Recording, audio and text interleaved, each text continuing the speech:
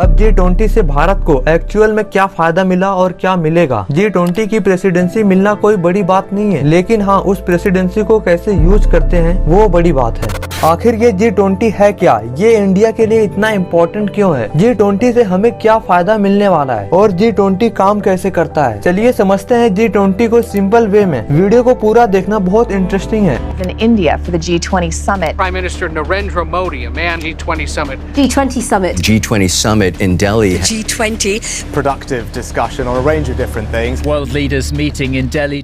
G20 क्या है? G20 का मतलब है ग्रुप ऑफ 20, यानी 20 देशों का ग्रुप। G20 जो दुनिया के 20 ऐसे देशों का ग्रुप है जो दुनिया के 60% पॉपुलेशन को रिप्रेजेंट करता है। ये 20 देश दुनिया का 75% ट्रेड करते हैं और दुनिया का 85% GDP इन्हीं के पास है। ये 20 बड़े देशों का एक ऐसा समूह है जो एक साथ मिलकर दुनिया के बड़े से बड़े चुनौतियों से लड़ने का पावर रखते हैं। प्रेजेंट टाइम ग्रुप ऑफ 20 में ये 20 बड़े देश शामिल हैं जो स्क्रीन पे आपके दिख रहे हैं। दुनिया को G20 की जरूरत क्यों पड़ी? आपको बता दें कि G20 से पहले G7 का गठन हुआ था सन 1975 में। G7 में मेजरली डेवलप देशों का नाम है। बढ़ते ग्लोबलाइजेशन में G7 के देशों ने जाना कि और देशों का कोऑपरेशन भी जरूरी है, इसलिए 1999 में G7 की तरह G20 को भी स्टैब्लिश किया गया। 2008 के फाइनेंशियल क्राइसिस के बाद दुनिया के लीडर ने इसे सीरियसली लेना शुरू किया। उसके बाद ये सारे लीडर्स सीरियसली मिलने लगे और प्रोडक्टिव डिस्कशन करने लगे। G20 के मीटिंग में अंतर्राष्ट्रीय अर्थव्यवस्था, climate change, agriculture and food security, green finance, green energy, employment और स्टॉक एक्सचेंज जैसे मुद्दों पे डिस्कशन होते हैं। G20 काम कैसे करता है? जैसा कि आपने देखा कि G20 में 20 देश शामिल हैं। G20 की प्रेसिडेंसी एक रोटेशनल की तरह काम करता है, जिसमें हर साल इन 20 देशों में से किसी एक देश को G20 का प्रेसिडेंट बनाया जाता है और वो देश G20 का मीटिंग अपने देश में अटेंड करता है। G20 का एजेंडा चलाने की जिम्मेदारी 3 देशों की होती है। पास्ट प्रेसिडेंट जो था इंडोनेशिया, करंट प्रेसिडेंट जो है इंडिया और फ्यूचर प्रेसिडेंट जो होने वाला है ब्राजील। ये प्रेसिडेंसी ऐसे ही सभी मेंबर्स के बीच रोटेट होता रहता है। इस बार G20 समिट हमारे देश इंडिया में हो रहा है। ये बहुत बड़ी बात नहीं है, बल्कि ये पार्ट ऑफ द प्रोसेस है जो आज न कल जरूर मिलता। G20 समिट में इंडिया की प्रेसिडेंसी 18वें नंबर पे आया है। अब अगली बार इंडिया की प्रेसिडेंसी 2042 में आएगा। इंडिया को इस G20 समिट को अपने देश में करने के लिए अप्रॉक्स 4100 करोड़ खर्च करने पड़े ताकि अपने इंडिया को बेहतर दिखा सके और बाहर देश से आए हुए लीडर्स को कोई समस्या ना हो। और उनकी सिक्योरिटी बेहतर बनाए रखने के लिए दिल्ली राजधानी को कुछ दिनों से बंद रखा गया है। G20 का मेन उद्देश्य क्या है और G20 से भारत को क्या फायदा मिलेगा? हालांकि अभी भी G20 का मेन फोकस है इंटरनेशनल फाइनेंशियल स्टेबिलिटी को प्रमोट करना, लेकिन बढ़ते समय के साथ कई और चीजों को एड्रेस करने लगा है। Global economic growth, tax information exchange, financial inclusion, fuel subsidy, employment,